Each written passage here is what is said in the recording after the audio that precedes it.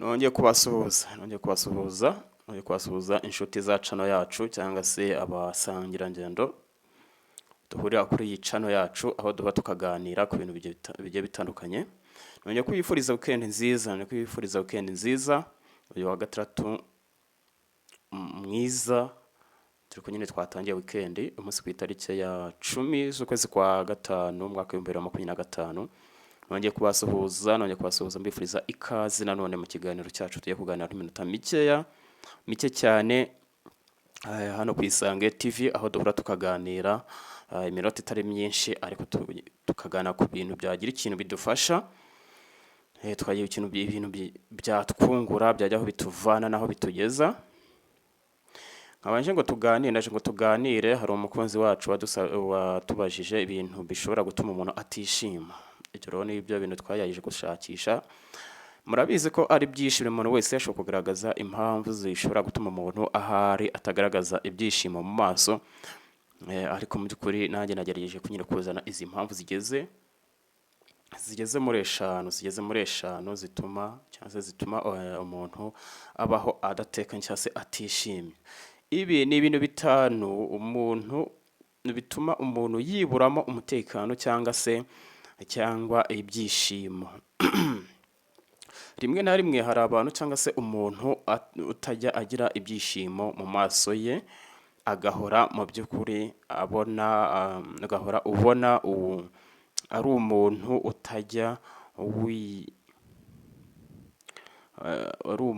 utajya wibona cyangwa se yisanga muri bagenzi be. Rero hano hari impamvu eshanu zishobora gutuma uyu muntu mu by'ukuri atashobora kwishima cyangwa se zimubuza kugira umucyo mu maso hiwe. Ibyo rero nibyo tuje ngo tuganireho. Mbasaba gukora sabone ndetse na like kugira ngo tuzagira aho tugera. Turacyari batoya, ariko ndashaka ko ibyo nubikora kugira ngo tugera aho tugera, tugume tuganire ku bintu bigiye bitandukanye, kuko biradufasha kuri cano. Usanga twibanda ku bintu biganisha ku mibereho y'abantu cyangwa se ku buzima bw'abantu, uko abantu tubayeho muri societe aho dutuye, icyo twakorera ngo dutere imbere. Mbese ni icyo ngicyo cano yacu yibandaho, isa naho yigisha cyangwa se ni ibintu twigiraho, ni ibintu tugenda twigiraho nyine bigiye bitandukanye, ariko byadufasha mu buzima bwa buri munsi. Niyo mpamvu rero mubasaba ngo mutange cyangwa se mumpe inkunga ya sabone ndetse na like kugira ngo dukumye dutere wenda imbere, tujye tubasha kugira tuganire. Iyo niyo nkunga iba ikomeye cyane. Rero nagarutse ndaje nyine ngo turebe ibyo bintu bitanu. Ni byinshi cyane ko twarebyemo bitanu, kandi ntabwo twareba ibintu byose twaremo bitanu bishobora gutuma umuntu ahari adashobora kwishima cyangwa se atagaragaza ibyishimo. Usanga iki kintu kigaragara ku bantu bamwe na bamwe, aho usanga nyine umuntu ugasanga haherereye mu by'ukuri ni umuntu amaze kumenyekana muri rusange ko icyitwa ibyishimo cyangwa se kwirekura nk'abandi bose, kugaragaza icyo bita ibyishimo muri rusange. Usanga kiba ari ikintu, ari inzozi, aho kwishima kwe cyangwa se kugaragaza ibyishimo ushobora gusanga yasetse nka rimwe, nabwo ntanaseke bigaragara. Ugasanga ni umuntu utajya nyine wirekura ngo agaragaze ibyishimo mu bandi. Tuje kureba ibyo bintu bimeze kuri bitanu kugira ngo turebe uko ibi bintu, impamvu yabyo, aho bikomoka. Ku mwanya wa gatanu turahasanga icyo bita amateka y'umuryango y'uwo muntu akomokamo. Rimwe na rimwe usanga nyine amateka cyangwa se umuntu ashobora kugira inkurikizi ziva mu muryango avukamo. Umuryango we ugasanga hari impamvu runaka idatuma yishima, hari amateka atari meza, adafavoriza cyangwa se adateza imbere amahoro, cyangwa nyine atashimishije uwo muryango wagize, bigatuma nyine n'ukomokamo agira icyo bita ipfunwe aho ari hose, agatekereza ko mu by'ukuri abantu bose bari kumwe babizi, kabone nubwo yaba yagiye mu bice wenda adasanzwe ajyamo, ariko iyo ahagiye ashobora kwishimaho gakeya, ariko yatekereza bya bindi wa muryango we ugasanga atekereje ko wenda nabo bari kumwe babimenye cyangwa se bamenye umuryango akomokamo. Ugasanga uyu muntu rimwe na rimwe yisanze yigunze, nta kintu arimo arakora kituma amwenyura, ugasanga arimo aratekereza nyine, ugasanga ntabwo yirekuye kimwe n'abandi cyangwa se abandi uburyo bishimye, we ntabwo yishimye nk'uko abandi bishimye. Ku mwanya wa kane turasanga icyo bita gukurira mu buzima bugoye. Rimwe na rimwe hari igihe umuntu nanone usanga umuntu bitewe n'ubuzima yakuriyemo cyangwa se ahantu yavukiye, usanga ari mu muryango utishoboye, ugasanga nyine wenda ni abantu bafite imibereho itari myiza. Ibi ni ibintu byamaze kugaragara muri rusange yuko uwo muryango nta kintu n'iki wigejejeho. Ugasanga nyine n'imibereho kubaho buri munsi, kubaho bya buri munsi ni ibintu bigoranye, ni ibintu buri wese amaze kumenya ko ku muryango kwa kanaka mu by'ukuri nta bushobozi ufite, nta kubaho, nta kintu bashingiye. Ugasanga n'umwana ukomokamo cyangwa se umuntu ukomokamo n'aho ari hose arahora ibyo bintu bimugiraho ingaruka, kumva ko mu by'ukuri umuryango wiwe utabayeho neza, utishoboye cyangwa se udafite ibyangombwa, utabayeho nk'abandi. ugasanga abandi aho bari baranezerewe, bameze neza, ariko wiwe ahari ugasanga ntabwo yishimye bitewe nyine n'iyo mibereho itari myiza. Aho usanga atekereza ko abandi bonyine ari abakire, bafite ibyangombwa bituma babaho neza, ariko we ugasanga nyine we aratekereza ko umuryango we nta kigenda, ari butahe ntacyo ari bubone. Ibyo nabyo ni ibintu bigira ingaruka, bigatuma umuntu aho aba ari yumva adatekanye, atameze nk'abandi, atiyakiriye nk'abandi. Akaba ari umuntu ahari nta byishimo bimugaragara mu maso. Iyo yari impamvu ya kane.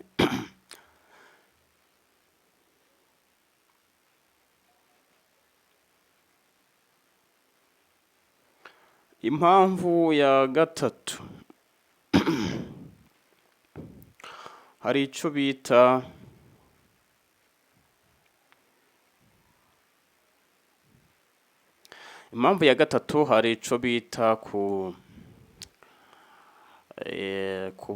impamvu isa naho ari rusange cyane, impamvu isanga nyine impamvu wenda y'ubupfubyi, cyangwa se umuntu yumva ko nta bafite bamureberera, nta bafite bamurwanaho, nta bafite bamuhagarariye kimwe n'abandi bari kumwe. Ugasanga umuntu nyine wenda yageze guhura n'ikibazo cy'ubuzima kigoye, cyane cyane gikomoka wenda ku bupfubyi. Umuntu akaba nyine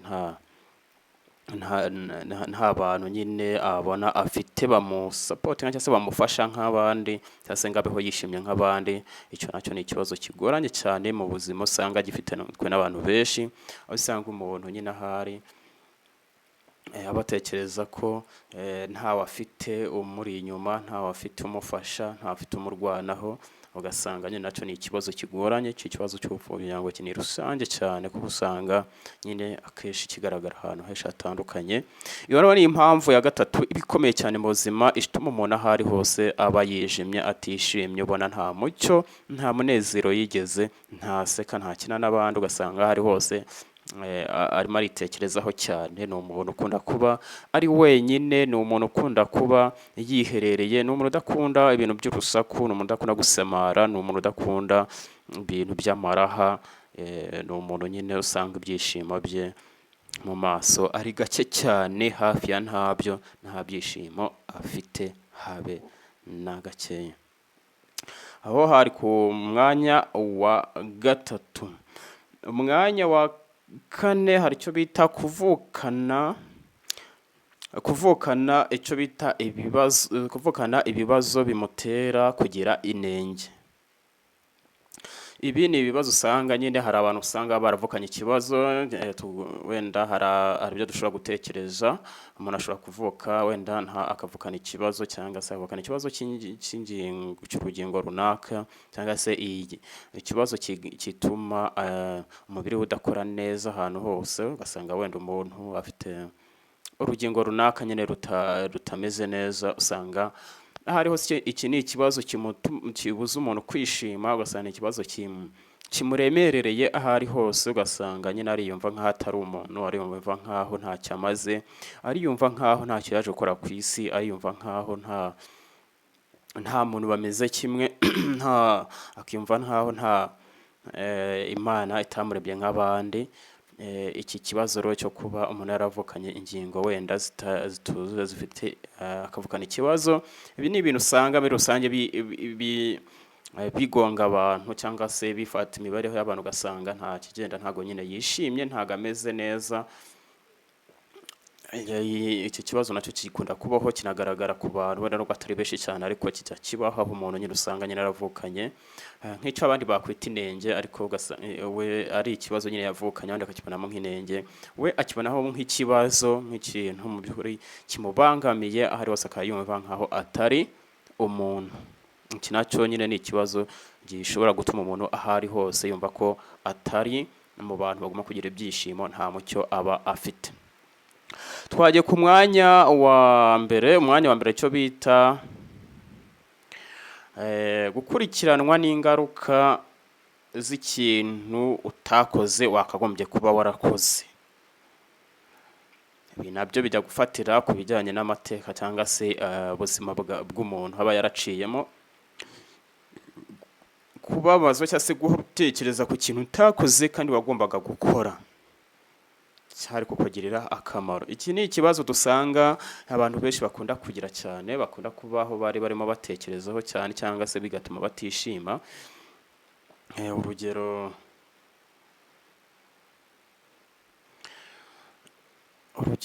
Urugero nk'umuntu ashobora kuba wenda yarasabwaga ubufasha runaka kugira ngo wenda nk'umubyeyi we cyangwa se umuvandimwe we kugira ngo ashobore kubaho, ariko ugasanga umuntu ntabyitwayemo neza, ugasanga bigeze hahandi wenda umuntu ashobora kuba yamucika akagenda. Icyo ari cyo cyose rero umuntu agatekereza ko yagize ingaruka cyangwa se yagize uruhare mu kuba umuntu atarabashije kubona icyo yagombaga kubona, kuba atarakoze icyo yagombaga gukora kugira ngo umuntu abashe kubona serivisi yari akeneye cyangwa se ubutabazi yari akeneye, bityo umuntu akarinda wenda kumucika akagenda. Iki ni ikibazo usanga buri muntu cyangwa se hari abantu benshi bakigira, ugasanga gitumye ubuzima bwabo babaho bicuza, bumva ko ntacyo bamaze, bigaya, bitesha agaciro, bihora bibaza bavuga ngo mu by'ukuri ibi nabikoreye iki. Iki ni ikibazo nyine gituma umuntu ahora nyine ababaye, ahora yumva ko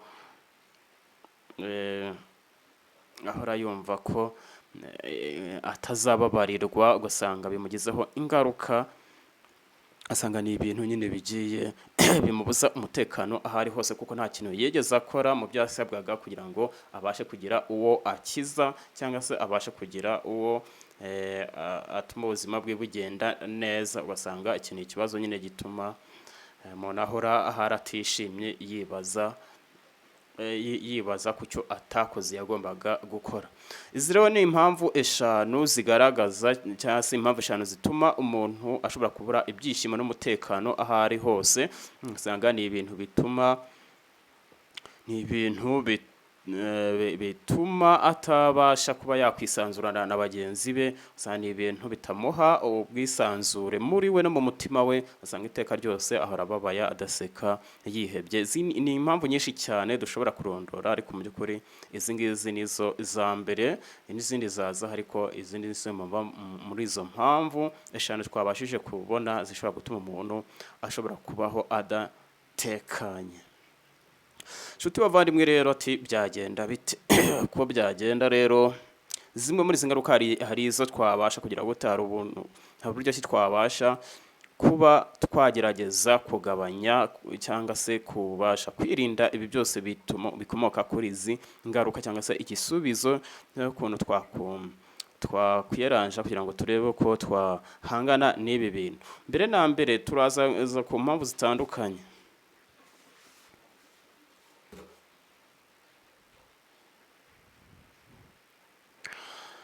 Mu by'ukuri ugomba kumva yuko amateka y'umuryango wawe we nta kintu akurebaho. Ibyo ngibyo ni iby'umuryango wawe, mu gihe wowe wawukomotsemo ushobora kubitekerezaho, ariko ntukumve ko ari ikibazo. Ntabwo ari ikibazo kuri wowe, kuko umuryango wawe ni umuryango wawe, cyangwa se umuryango uvukamo ni umuryango ku giti cyawo. Nawe igihe kizagira ugira umuryango, ni ngombwa ko ugomba kumva ko ibi bibazo atari wowe biba biriho cyane. Ugomba kwisanzurana cyangwa kwisanisha n'abandi kugira ngo ubuzima bwawe bukomeze, kuko ibyabaye cyangwa se amateka y'umuryango wawe ntabwo hariya azakubakira umuryango wawe nawe uzakora aho naho uvuka, ariko wowe icyo usabwa ni uguhindura amateka w'aho uzaba uri. Ntabwo byabaye cyangwa se amateka aranze umuryango wawe wowe hari icyo agomba kuba yakurikirana, ahubwo wowe icyo usabwa ni uguhindura kugira ngo uzabashe kuba itandukaniro. Ibi ngibi iyo bitekereje biguha amahoro, ukumva ko noneho ugaruye ubumuntu, ukumva ko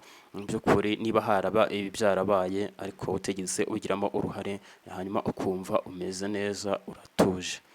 Icyo bita gukurira mu ubuzima bugoye rero, ibi ntabwo byagombye kuba ikibazo, kubera ko iyo ukuriye mu buzima bugoye, iyi ni inzira ibigutegura, ikwereka ko isi nyine itameze neza, utabashije gutekereza cyane ngo bikurikirane hakiri kare.